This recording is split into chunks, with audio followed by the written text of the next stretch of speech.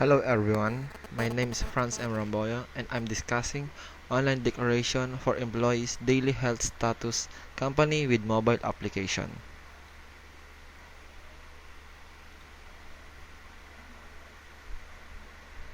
The introduction. COVID-19 pandemic has made a huge impact in our society. It profoundly devastates the healthcare system and the global public health response addressed through data and digital science. Smartphone has made rapidly evolving in functionality and propagation. It has gained increasing importance in our everyday lives. Its functionality and potential has gained importance and caught the attention of researchers and developers for healthcare. Widespread adaptation and use of mobile technology as an innovative way to improve health and care delivery through various apps.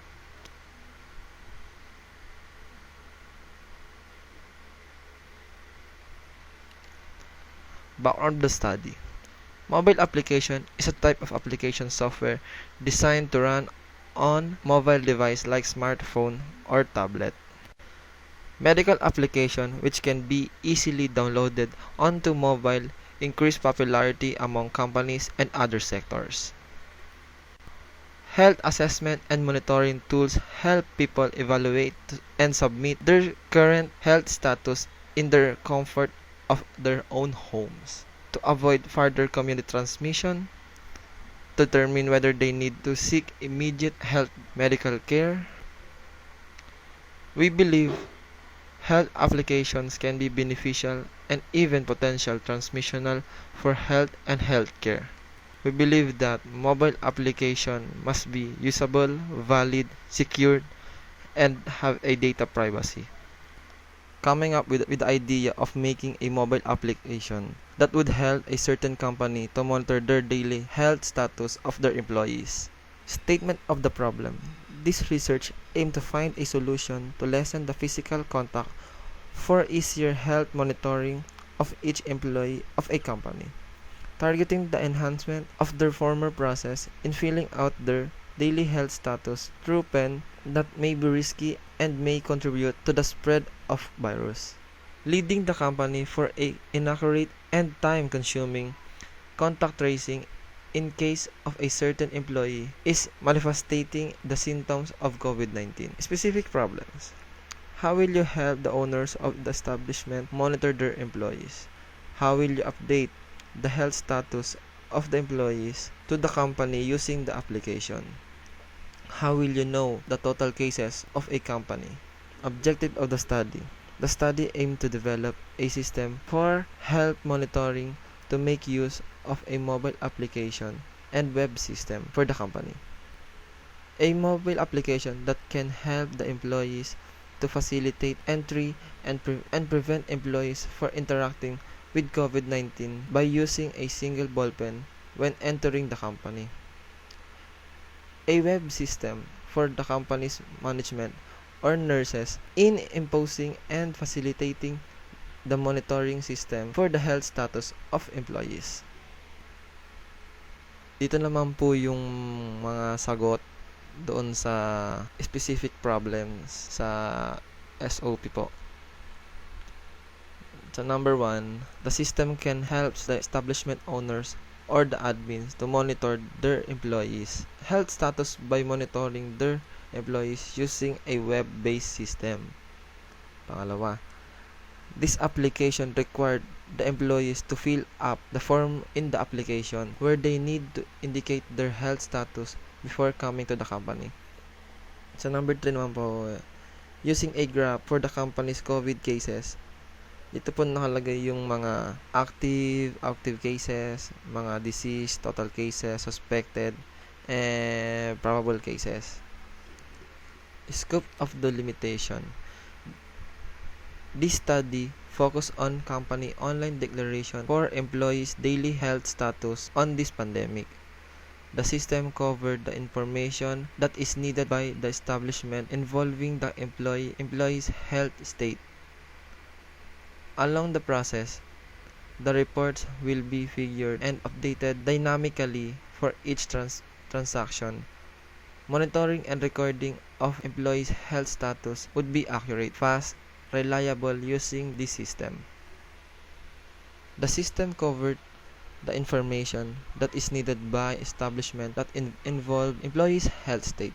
The system will provide two platforms, web for admins management and mobile or Android for the employees for the web or for the admin managements.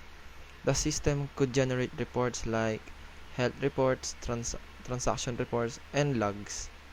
The system would also provide a dashboard for a visual representation of COVID-19 active cases, total cases, disease, suspected cases, and probable cases. The system would also provide security to protect the data stored in the database. The system would also provide a backup data that would help when the establishment when they encounter loss of data. For the employees or mobile, the system provides a login form, registration form, and daily health status form. The employee can also see their history of health status and dashboard that makes the employees aware of companies and establishment COVID cases. To develop the system, the researchers use the following software: VS Code Text, Android Studio, SAMP, MySQL. Limitation: the system will only be used for monitoring health status and tracing employees with dominant risk, specifically those who are obtaining the symptoms of COVID-19 virus in the company. Significance of the study. This section explains the importance of the study, how a company will benefit, and the impact to its employee as a part of a whole. Itong section na po ito, dito po ipinapakita yung mga makikinabang tulad ng nurse, employees, company, researcher or researchers, future researcher or researchers. Sa nurse,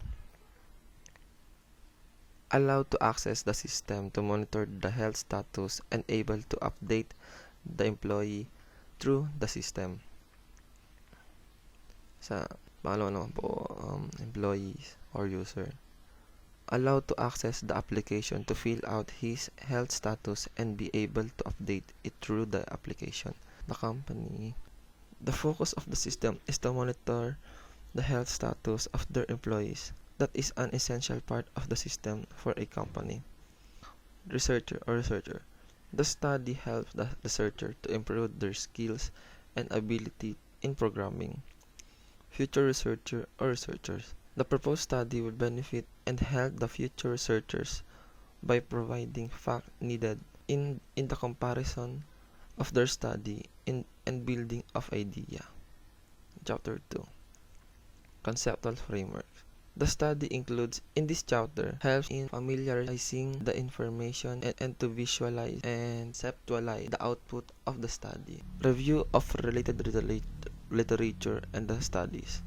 Foreign study, a qualitative study of user perception of mobile health apps. Background: mobile health apps Background: mobile apps for health exist in a large number today, but oftentimes consumers do not continue to use them after a brief period of initial usage, are averse toward using them at all, or are unaware that such apps even exist. The purpose of study was to examine a qualitatively determine the design and concept element of health apps that facilitate or impede usage from the user's perspective.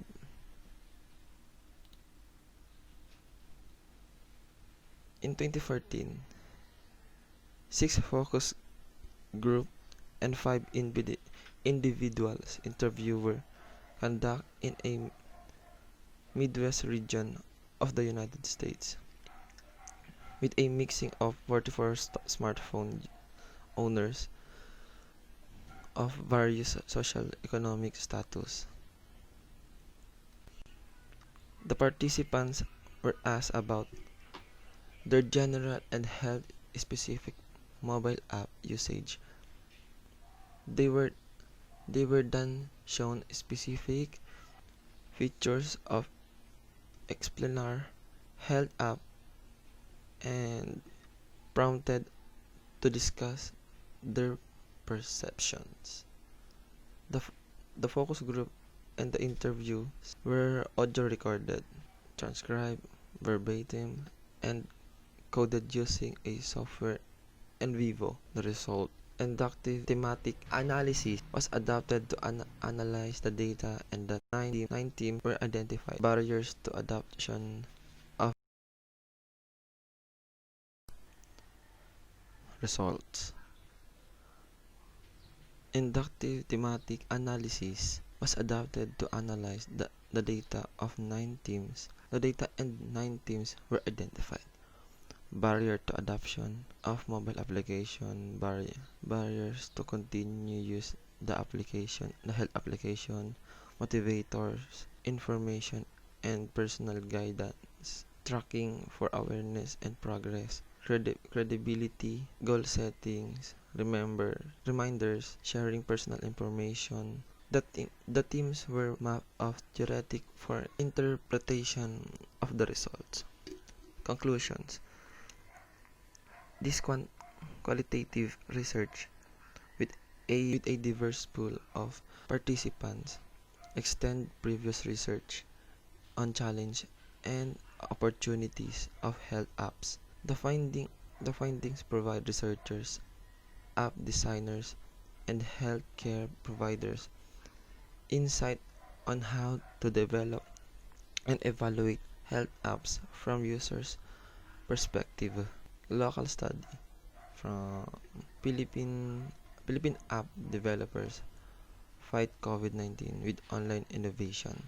Contact tracing apps were designed to encourage Filipino to help the contact tracing of COVID-19 infected individuals.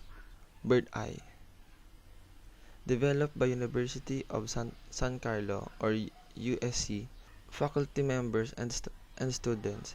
This app encourages self-reporting, determines COVID-19 hotspot, and where the place where virus carriers have visited. QVID. QVID is a contact tracing system for LGUs with the use of QR codes. It introduces uniformity of simple and secure data gathering for end user with or without smartphone by empowering barangay based registration with a barrio system apps, barrio citizen and barrio council. PH. This is a community based contact tracing tool that use Bluetooth signal to log your close contact in the database. The user will identify the user will be immediately alert you if you are close contact with a concerned COVID-19 patient for the last 14 days. You can also monitor your status, whether you are a suspect, probable, confirmed, or a recovered patient. WeTrace. WeTrace is a community tracking app developed by the same team under Genie Hut Technologies Incorporated, a DOST-funded start and endorsed by the provincial government of Cebu for mandatory use in the province. The app can be used for patient mapping, case reporting, and local tracing. Personal health assessment and monitoring tool to avoid further community transmission. Health assessment and monitoring tools help people evaluate and to submit their current health status in the comfort of their own homes. This will aid This will aid them determine whether they need whether they need to seek medical care. And Gov. This is a community-driven medical information app that identifies the health condition of a user and provides the corresponding recommendation, establishes a directory of persons and journal of places that the user has made contact with, and provides mass notification to person with whom a COVID-19 positive patient had made prior contact with. COVID-19 screening assessment networking. Senti AI, the country's leading artificial intelligence company, designed this self-assessment app to aid user in determining proper action to take given the symptoms being experienced and history of travel encoded. Moreover, it contains up-to-date health information in COVID-19 to support users in managing their health and well-being in this time of health crisis. AI enhanced knowledge management tool, also developed by Senti AI. The tool will be implemented as the central brain for the Department of Health communication channel. The tool will be filled with FAQ, public or health workers inquiries, and the latest guidelines from DOH.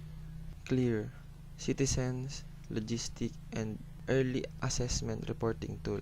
Clear was a web-based application that is also available on mobile that provide local government units and business units with a means to organize their initiative to combat COVID-19. It gathers data through several methods that includes manual and automated functionalities that would seek to generate data specific to COVID-19. CNET app, the smart, intuitive, non-contact assessment and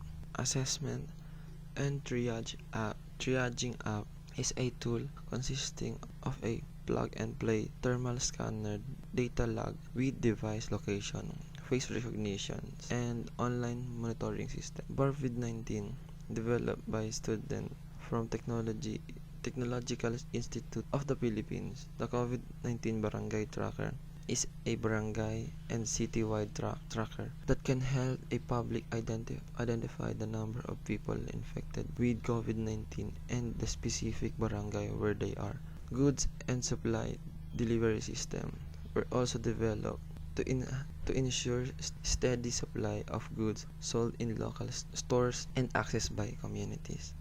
PH Fleet.ph created a logistic strategy to have a visibility and to optimize activity of logistics deliveries in the Philippines with a current scenario. It aims to help businesses explore active delivery support to reach customer and provide livelihood to Filipinos who lost employees opportunity during ECQ, and to safety transform suppliers, especially to the country's brave frontliners. Literature study. Working at Duke, June 25, 2020. How to complete your daily COVID-19 symptom monitoring form. Dito naman po sa literature study, dito po namin kuha yung mga dito po sa Duke University's Employee Occupational Health and Willingness. Dito po namin binase yung sa system po namin. Meron po siyang purpose sa amin po, meron po siyang terms and condition bago ka muna mag-fill up. Dito po sa Duke Employee COVID-19 Exposure Response Request, dito muna ilalagay po yung full detailed information ng isang employee. Tulad din po sa namin. Tsaka meron din po siyang mga unting interview. Yan po. Ganun po yung sa namin. May survey po siya pagpapasok ka po ng company. Every papasok ka po ng company.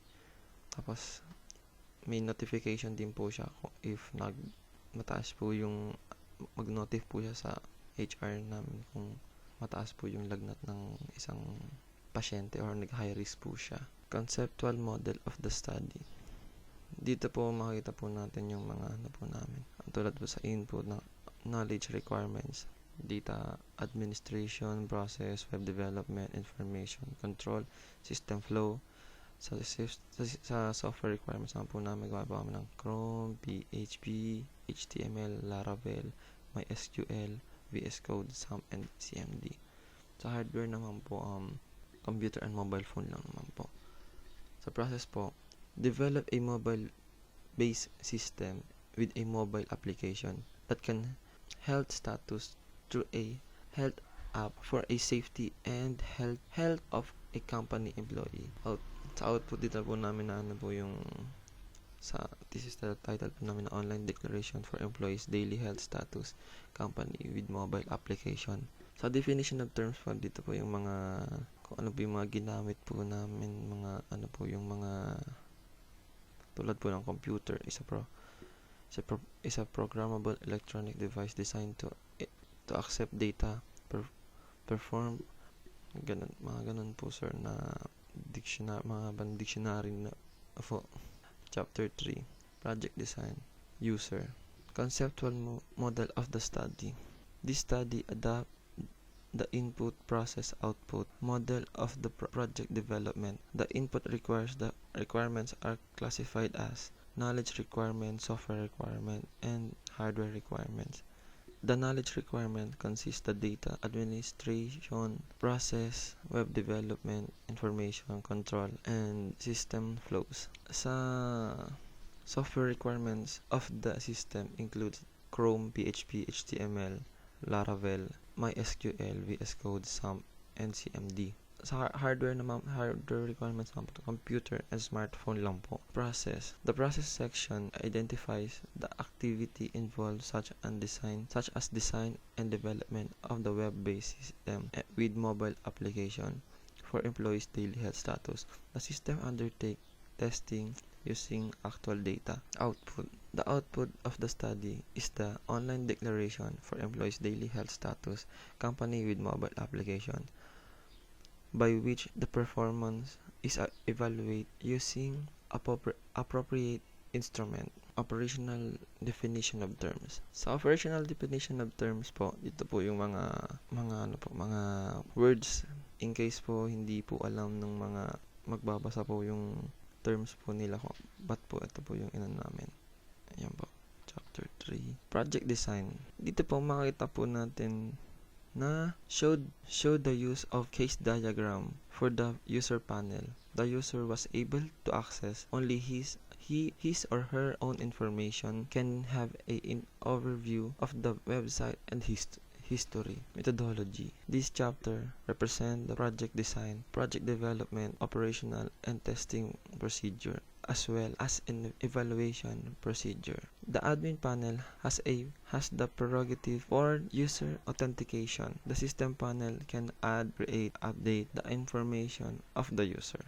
In this flowchart, ito po pinapakita yung paano po nag-login yung process po paano mag-login yung user. Log in the user account, input the username and the password. The system will check if the account is existing or not. If the account is already existing, if the key in of informations is correct, this will be stored on the database and the user will automatically be redirected to the dashboard. On the other hand, if the account does not exist, there will be Swift note that will appear and will not allow the guest to enter the system unless the user will register to have a existing account that will be stored on the database for instances.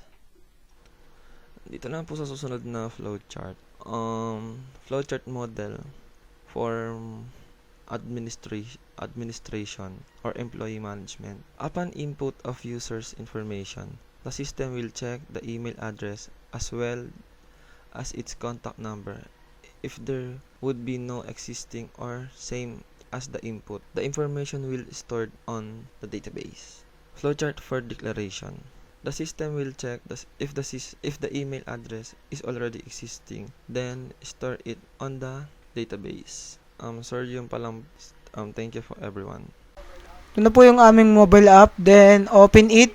So, ayun nga, nakita natin dito, pagkapindot mo dun sa mga apps sa mobile app, makikita mo dito yung home ng mobile. Yan, dito. Yung company online health declaration, makikita mo diyan. Yung sign in, about the company, mission, vision. Then, yung Philippines epidemiology, yan. Dito makikita yung mga total cases, yung mga disease cases. Then, yan. Yung mga recovered. Then, COVID-19 disease. Control and prevention. Yan. Yung mga symptoms. Yung mga possible symptoms. Yan. Dito makikita. How to protect yourself and others. Then, yan. Dito makikita. Yan. Yung parang, ano siya, informative. Para maging aware yung user o employee doon sa mobile app. Yan. Makikita how to spread. Yan, dyan makikita. Tapos yung campaign. Then, yung kung paano may iwasan. Yan, wash hands. Cover face. Make space. Yan, contact us. Address. Contact number ng company. Email address. Yan, website. Yan. Then, so, proceed tayo dito sa menu. Ayan, makikita dito yung menu. So, syempre, wala pa akong account. Magre-register tayo. Ayan, magre-register. Makikita mo rin dito yung register. Then, dito, meron tayong login. So, pwede din dito sa login. Makikita yung register. Wala pa nga akong account. Then, mag-register muna tayo. Ayan, register muna tayo. Then, ako, Jonard. Ayan. Ay, ano, Lani. Estrellado. And then, Malaluan. Yan. Then, employee code. Siyempre, hindi mawawala ng employee code dun sa company. Yan. Set natin siya ng employee code. And employee code niya ay 32. Yan. And Lani. Yung ano niya, yung Gmail niya. Pwede namang Facebook kung ano man yung email address niya. Yan. Then contact number. Yan. Then password.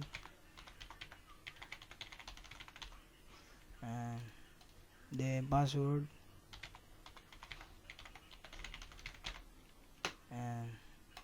Dapat walang kagaya yung email address niya at saka yung mga password. Kasi hindi siya magre-register pag may mga kagaya. Ayan, register. Ka-register yan, tulad niyan. May kagaya yung number ko, hindi siya papasok. Kasi mayroong kagaya. Kagaya ng number ko eh. So, set natin siya ng iba. 6. Ayan.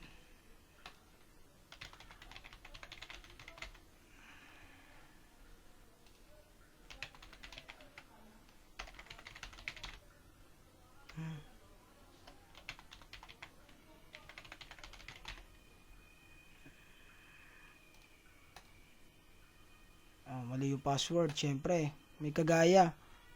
Bawal din yung may kagaya.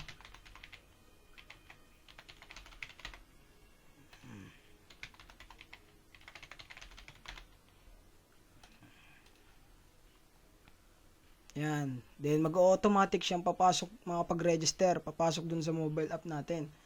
Then, makikita natin dito yung COVID-19 epidemiology, yung dashboard ng company. Yan, dito makikita yung dashboard ng company. Yan, may ginawa na ako kanina na 4 na positive tas nag-recovered yan. Kaya may nakita ko yung total recovered. Then, ayun nga po. Then, makikita natin dito sa account natin, meron tayong makikita dito yung settings, yung my profile. Kung sakali man dun sa register ay mali kayong impormasyon o na input na data o mali, pwede nyo siyang i-update. Yan. Pwede nyo siyang baguhin dito. Yan. Kung kailan. Yan. 25. Then, girl. Yan o, mali. So, ginawa natin siyang female. Yan. Married. Yan. Kung mali yung employee code niya, pwede dyan. Then, address. Kung tagasan ba. O, yan. Natin. Ayan. Yan. Kung pwede, kung gusto nyo baguhin yung password nyo, yung dati, yan. Then, pagka-save nyo, updated na yon. Yan. So, makapag-update na yun dun sa system ng company. Yan. Then, makikita natin dito yung declaration encoding.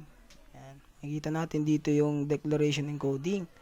So, sa bahay pa lang, pwede ka nang mag-declare ng health status mo, yung ito. Yan. Pwede ka mag-declare ng temperature. Yan. Pwede ka na magsagot dyan para kahit hindi ka na pumunta ng company, makikita na sa system ng company yung mga health status mo. Yan, yung daily monitoring na yan. Yan, then set natin kunwari meron kang 37, binaril mo yung, ayan, 38, binaril mo yung ano mo sa ulo mo ay lumabas si 38. Yan. Yung temperature mo, then yung shipping schedule mo doon sa company, kunwari ay panggabi ka, then meron kang mga sakit, yan.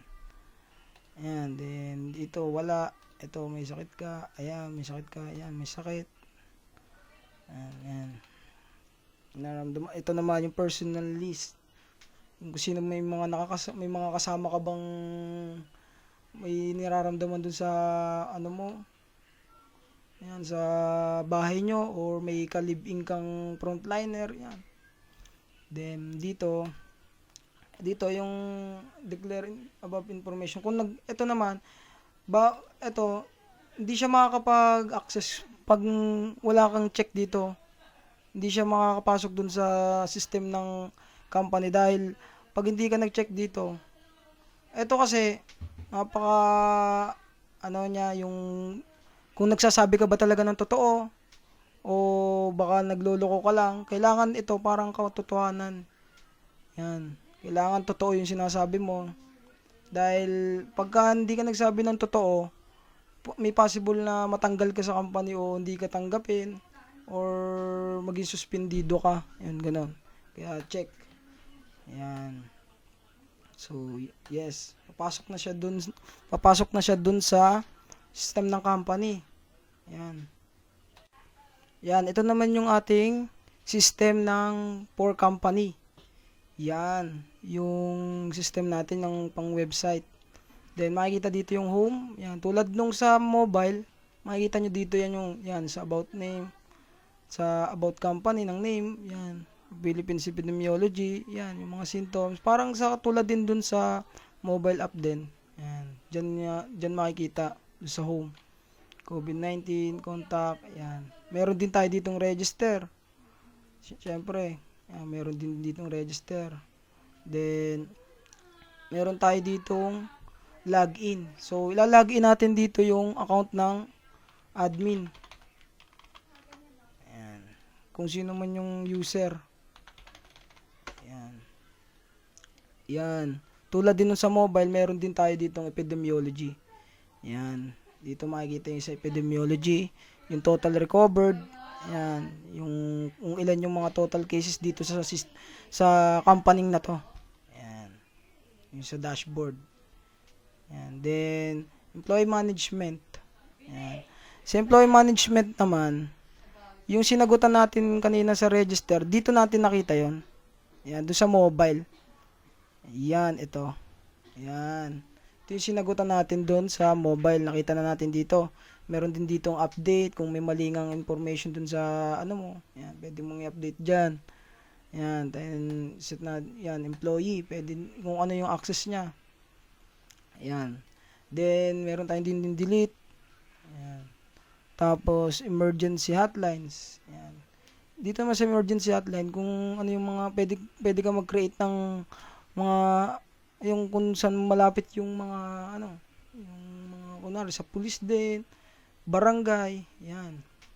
Dito, pwede ka mag-create, depende dun sa company. Then, dito sa declaration encoding, yan.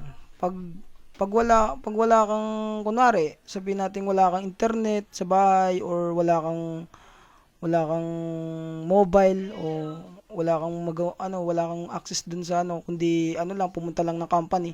Pwede kang maglagay na lang sa papel then ipasa mo dun sa nurse or dun sa HR. Pwede mo ipasa doon para siya yung magde-declare ng information mo dito sa employee management. Yan. Para siya yung magke-create. Yan. Then, pag kinrate na yung information mo, then save and changes. Makikita yung kinrate na employee dito sa baba. Dito, makikita na yung data mo. Yan. Then, pwede yung nurse na rin yung mag-declare nung temperature mo, yan, yung data mo. Yan, kunwari ay yung sinagutan mo, yan, doon sa employee management, dito makikita. Then, select lang. Then, kung ano yung shift niya. Yan, then, kung ano yung symptoms, yan. Tulad din dun sa mobile, yan, meron din na dito sa system. Then, dito naman sa employee health status, yan. Dun sa mobile, sinet natin siya ng makikita natin dun sa makikita ng nurse yung yung sinagutan mo dun sa mobile dito. Ayan. Yan dito makikita yung mga sinagutan mo. Yan, may nakitaan kang symptoms ng nurse. Nakitaan ka tapos then ito 38. May nakita sa yung 38, mataas yung temperature mo. Syempre, bilang parang paghihigpit na lang, set ka ng admin ng ito yung pangalan natin data dun sa mobile. High risk ka. So ibig sabihin possible na positive ka sa COVID. Yan, kaya set ka ng admin ng positive. Then itong button na to, napaka-confidential niya. Hindi siya basta-basta napipindot kasi nilagyan natin siya ng password. Yan, then admin lang nakaka-access nito. Itong password ng button dito sa positive. Yan, admin. Yan. Then kung ano yung araw na yon, kung anong date ngayon. Yan, then first case. Yan. Then pagka-save natin, mawawala yung data mo dito sa employee health status mo. Mawawala yung data mo dito sa employee health status. Kasi dito makikita na yun sa patient health status. Yan, makikita. Then, dun sa dashboard, magkakameron tayo dito na positive, isa. Dahil sinet ka nga ng admin na positive, magkakameron ka ng isa. Ayan, nagkameron tayo sa system ng company, sa buong company ng isa. Kasi nga, positive ka. Then, balik tayo sa patient health status. Yan. Dito makikita yung data mo sa patient health status. Yan, positive. Sinet ka ng positive. Then, sa reports makikita yung pangalan mo. Yan. Ay, wala pa pala. Wala pa. Then, pagka, balik dun sa mobile, dun na papasok then dito na papasok sa mobile yung patient health monitoring. Dito na yung sinasabi nating 14 days quarantine natin nung employee nag-positive dun sa company. Kaya sinabihan ka ng nurse na mag 14 days quarantine ka muna. Then, dito papasok yung daily reports. Yan, makikita natin yung health monitoring natin. Then, so, siset natin siya na 38 pa rin. Kasi, pangalawang araw ka pa lang naman. Or, unang araw ka pa lang. Then, di nagbabago yung mga symptoms mo. Tsaka temperatura. Ayan. Yan, hindi nagbabago. Yan. Then, meron tayong tinatawag ditong other symptoms. Dito naman sa other symptoms, kung ano pa yung mga nararamdaman. Kunwari, no taste. Yan, wala kang panlasa. Yan. Then, makikita dito yung health condition. Meron tayo ditong ongoing, kung yung sakit mo at saka yung nararamdaman mo ay lumalala o palala ng palala. Tuloy-tuloy. Kaya tinatawag nating ongoing. Yan. Then, ito. Yan. Yan. Kunwari, kinabukasan na. Yan. Po 14 days quarantine ka na dito. Then, meron tayo ditong name of informant. Dito mo sa name of informant, dito yung pagka kung sino yung mga hindi mo na kaya o nagko-convulsion ka na or yung parang hindi ka na makagalaw kasi nga sobrang nararamdaman mo, sobrang sakit, parang mamamatay ka na. Dito papasok yung name of informant, yung kung sino yung kasama mo dun sa bahay. Kung sino yung pwede mag-provide or mag-volunteer. Yan, dito papasok yon. Kunwari, sino yung kasama mo dun sa bahay is yung nanay mo lang. Kunwari ay ang pangalan ay Marisa. Yan, Marisa. Mother. Yan, mother, yung relation. Then, contact number ng mother. Yan.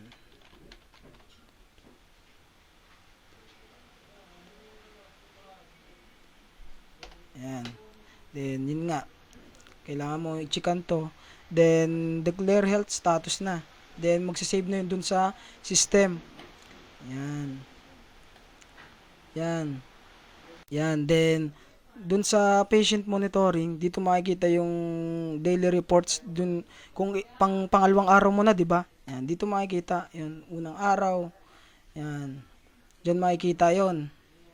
Yan, diyan makikita yung pangalawang araw mo na. Siyempre, yung sinagutan mo. Yan. Dito makikita ng nurse, yung mga notice mo, monitoring, yan, diyan makikita. And then tulad dun sa mobile, meron din tayo ditong updated nung epidemiology, yung dashboard. Yan, makikita natin, ikaw, positive ka. Yan, total case ng positive, yan. Then kunwari naman, ay gumaling ka na kunwari, natapos mo na yung 14 days quarantine mo. Natapos mo na, di ba? Then, gumaling ka na. Kunwari, yung mga 21 days, gumaling ka na. Then, binaril mo sa ulo mo yung 35 na lang. Bumaba na, wala ka ng sintomas, wala ka na nararamdaman. Yan, wala ka na nararamdamang sintomas. Yan, galing na.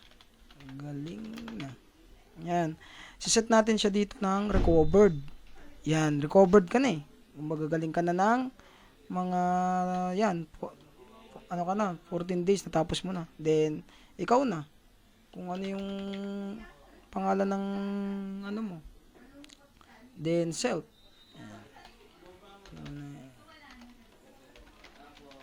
Ayan. Kung ano yung number mo. Ayan. Then, check. Ayan. Save it. Yan. Yan, di ba? Gumaling ka na. Yan, makikita natin dito sa dashboard ay yung total recovered. Naging 5, kanina 4 lang yan. Kasi, ikaw, recovered ka na. Then, dito sa patient health status, mawawala yung data mo kasi sinet natin siyang recovered. Yan, mawawala na dyan. Then, dito sa declaration history, makikita yung sinagutan mo dati. Yung mga symptoms mo dati, yan, dyan makikita. Then, dito sa reports, yung recovered, makikita natin. Yan, nandito na yung pangalan mo. Yan, yung data mo. Dyan na makikita sa list of recovered. Yan. Then, activity logs, yun nga, tulad nga rin dun dati, mga sinagutan mo. Yan, yung company profiles. Ito naman company profiles, makikita to dun sa home. Pag nilagay mo dito yung data nung dineclare mo yung mga pangalan or in-input mo. Yan, dun makikita yan dun sa home. Then, shifting schedules. Yan, pwede tayo mag-create ng shifting schedule dun sa admin. Then, question threshold, yan. Makikita dito, yan. Depende dun sa company rin. Then, that's all. Marami pong salamat.